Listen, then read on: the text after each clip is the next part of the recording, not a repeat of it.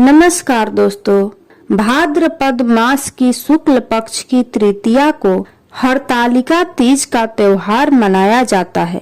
इस दिन सुहागिन महिलाएं पति की लंबी आयु के लिए व्रत रखती हैं।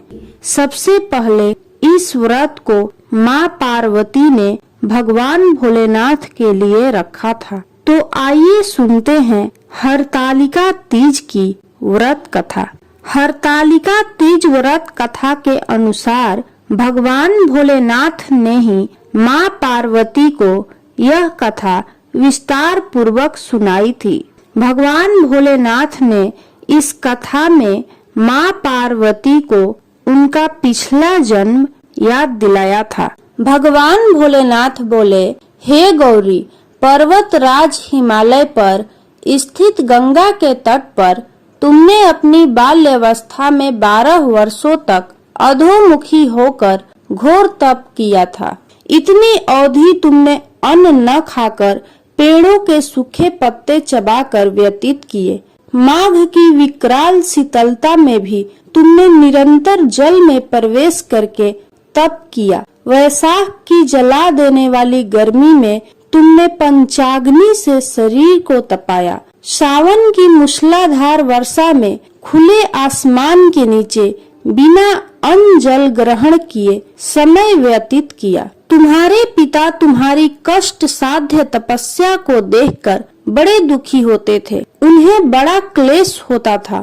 तब एक दिन तुम्हारी तपस्या तथा पिता के क्लेश को देखकर नारद जी तुम्हारे घर पधारे। तुम्हारे पिता ने हृदय से अतिथि सत्कार करके उनके आने का कारण पूछा। तब नारद जी ने कहा, हिमालय राज, मैं भगवान विष्णु के भेजने पर यहाँ उपस्थित हुआ हूँ। आपकी कन्या ने बड़ा कठोर तप किया है।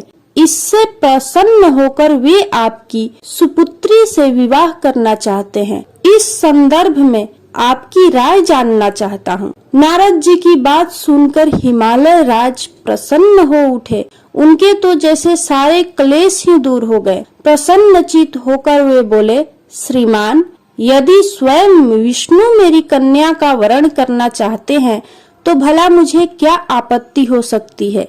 हे महर्षि, यह तो हर पिता की इच्छा होती है कि उसकी पुत्री सुख संपदा से युक्त पति के घर की लक्ष्मी बने। पिता की सार्थकता इसी में है कि पति के घर जाकर उसकी पुत्री पिता के घर से अधिक सुखी रहे।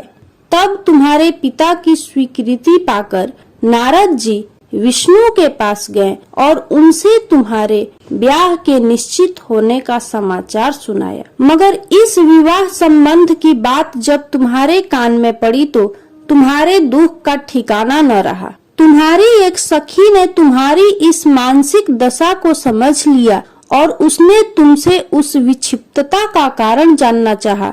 तब तुमने बताया, मैंने सच्चे हृदय से भगवान भोलेनाथ का वरण किया है, किंतु मेरे पिता ने मेरा विवाह विष्णु जी से निश्चित कर दिया है। मैं विचित्र धर्म संकट में हूँ। अब मैं क्या करूँ? मेरे पास प्राण त्याग देने के अतिरिक्त अब कोई भी उपाय शेष नहीं बचा है। तुम्हारी सखी बड़ी ही समझदार और सूझबूझ वाली थी। उसने कहा, सखी, प्राण त्यागने का इसमें कारण ही क्या है? संकट के मौके पर धैर्य से काम लेना चाहिए। नारी के जीवन की सार्थकता इसी में है कि पति रूप में हृदय से जिसे एक बार स्वीकार कर लिया, जीवन पर्यंत उसी से निर्वाह करे। सच्ची आस्था और एक निष्ठा के समक्ष तो ईश्वर को भी समर्पण करना पड़ता है। मैं तुम्हें घनघोर जंगल में ले चलती हूँ, जो साधना स्थली भी हो और जहाँ तुम्हारे पिता तुम्हें ढूंढ भी न पाए। वहाँ तुम साधना में लीन हो जाना। मुझे विश्वास है कि ईश्वर अवश्य ही तुम्हारी सहायता करेंगे। तब तुमने ऐसा ही किया। तुम्हारे पिता तुम्हें घर पर न पाकर बड़े दुखी तथा चिंतित हुए। वे सोचने लगे कि तुम जाने कहाँ चली गई। मैं विष्णु जी से उसका विवाह करने का प्रण कर चुका हूँ। यदि भगवान विष्णु बारात लेकर आ गए और कन्या घर पर न हुई तो बड़ा अपमान होगा। मैं तो कहीं मुंह दिखाने के योग्य भी नहीं रहूंगा। यही सब सोचकर गिरिराज ने जोर शोर से तुम्हारी खोज शुरू करवा दी। इधर तुम्हारी खोज होती रही और उधर तुम अपनी सखी के साथ नदी के तट पर एक गुफा में मेरी आराधना में लीन थी। भाद्रपद शुक्ल तृतीया को हस्त नक्षत्र था। उस दिन तुमने रेत के शिवलिंग का निर्माण करके व्रत किया। रात भर मेरी स्तुति के गीत गाकर जागी। तुम्हारी इस कष्ट साध्य तपस्या के प्रभाव से मेरा आसन डोलने लगा, मेरी समाधि टूट गई। मैं तुरंत तुम्हारे समक्ष जा पहुंचा और तुम्हारी तपस्या से प्रसन्न होकर तुमसे वर मांगने के लिए कहा। तब अपनी तपस्या के फल स्वरूप मुझे अपने समक्ष पाकर तुमने कहा, मैं हृदय से आपको पति के रूप में वरण कर चुकी हूँ।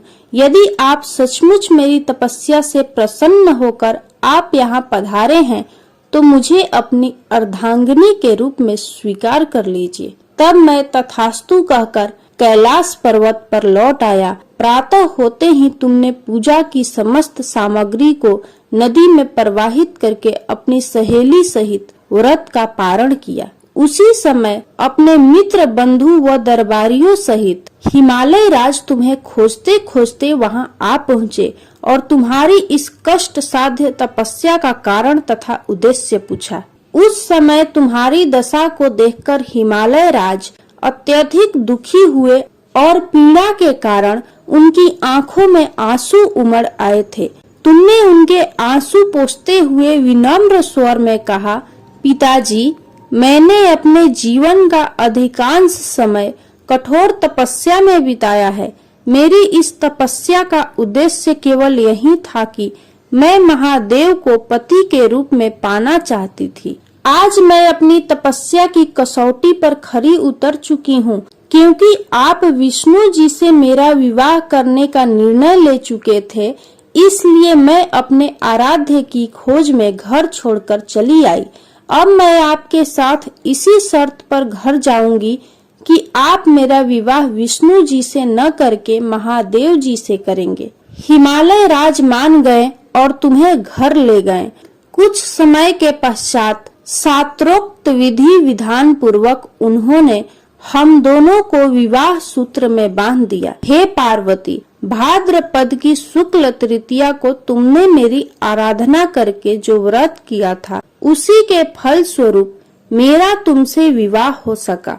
इसका महत्व यह है कि मैं इस व्रत को करने वाली कुंवारियों को मनोवांछित फल देता हूँ। इसलिए सौभाग्य की इच्छा करने वाली प्रत्येक युवती को यह व्रत पूरी एक निष्ठा तथा आस्था से करनी चाहिए। बोलिए भगवान भोलेनाथ की जय, माँ पार्वती की जय। यदि आपको यह कथा अच्छी लगी हो तो कमेंट बॉक्स में हर हर महादेव जरूर लिखें।